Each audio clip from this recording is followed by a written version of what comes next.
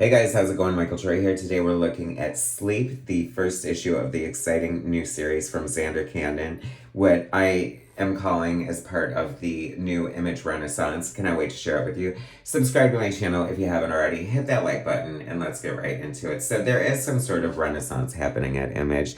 It feels like there's so many great new series coming out with a lot of buzz and a lot of talent and a lot of like real grit behind them. Every once in a while, Image has sort of like a great new wave, and I feel like we're in for a tsunamis.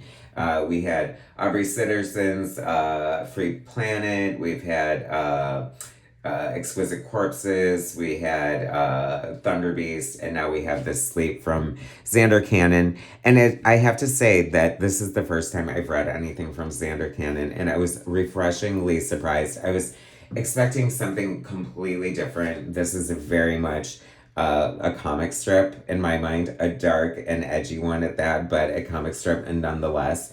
And I sort of feel like, you know, uh, like when I opened the first page and I saw this, it instantly reminded me of the Family Circus and those great Sunday strips where Billy would be like going through the entire neighborhood and you would see like the dots following him. And this is kind of like a mystery, so I'm wondering if there's any clues in here. Xander Cannon, the only affiliation I've ever had with him is for a book I never read, was Top 10 from Alan Moore, America's Best Comics, and Gene Ha. So I have no idea what his aesthetic was on that. I had no idea what it looks like. He talks of some other books he's done with bold, bright colors. So I'm kind of fresh coming into this as far as the creator's concerned. And what a fresh voice. I love it. It's so good. It's very slice of life in a way. It's very relatable. There's a small town. This guy wakes up. It's so funny because it's in black and white with grayscale. And the whites look so bright. So I almost feel like he's doing a filter, but I don't think he is. Maybe it just contrasts to the way the grays look. And to keep it interesting, he decided to implement one color of red, which is obviously a good choice for a horror comic. But, you know, he found a way to have it have meaning, and we're supposed to be looking for these clues. I like that it's kind of interactive. It feels like, who doesn't love like a good mystery?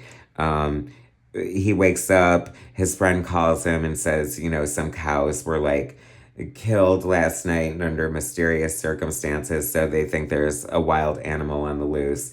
And he's like, what? I had no idea, blah, blah, blah. And then he sees on his porch, you know, his door was open, the cat's gone, and there's cow guts on his lawn, basically. I love the way this is drawn. You know, he said he decided to make it in black and white for a few reasons. One of them being to sort of tone down the horrific violence that is coming our way. And I'm all for that. I'm fine. I love a black and white comic book. I think it looks great. I think it's fun. If you're Gen X like I am, the red glasses immediately take you to Sally Jesse Raphael. So it is a little hard to get over that. But the story is so engrossing and engaging. I instantly do. Uh, uh, but I love Sally J, so who cares? So we get, you know, to meet some of the townsfolk. We get to go to church, and this guy who was sort of like the rebel of the school, you know, like left to be in a band, and the band went sideways. So now he's back to get his shit together, and, you know, coincidentally, his return times with this chaos unleashed on the city.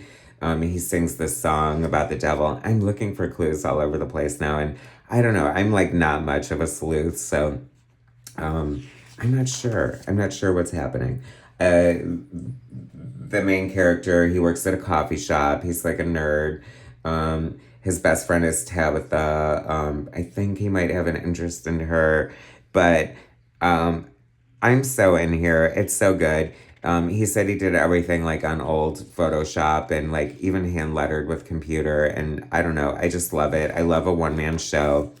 You know, it's just good. It's fun. And, you know, he says that this is the first time he's sort of implemented things from his real life. And, you know, once I saw like how on point this is, you know that Xander worked at a coffee shop at some point in his life.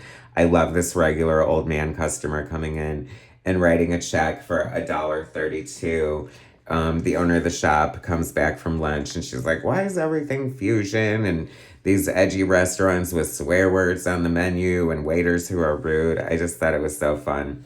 I love, I don't know, it's just fun. I love it. Like the little moments like that always make a sort of like comic that's steeped in the real world just, you know, so much more interesting. So she used to be a teacher. Obviously, she has a little contention for this student. She saw the potential in him and he wasted it. So now she owns a coffee shop. And if someone has wasted potential, then she can just fire them. I don't know. So basically, this is just a lot of setup. We get the cows being drained of blood. And then a lot of weirdness just kind of happens at the end. And we get to introduce to this homeless woman who, I don't know, is related somehow. But there's a lot of interpersonal relationships. The pacing of the story is so good. The way it's set up is so intriguing. I really love it. I don't even think I can really spoil anything because this is a mystery that we're all a part of, and there are certain things that are tipping us off. And I think we learned the fate of his cat, and I don't even want to know the answer to that. But what can I tell you? I'm in like Flynn. It is so much fun. I can tell from the letters page, clearly Mark Waid, right? You send the book to you know, professionals to get their opinion before you release the book or to have sound bites or whatever. But anyway, another winner in the image revolution. When he falls asleep, our nightmare begins. So, what a teaser. Such a great setup. I love it. You can tell we're in it for the long haul, and I am in it for the long haul. Thanks for subscribing to my channel. If you haven't already, hit that like button, and I'll bring you more soon.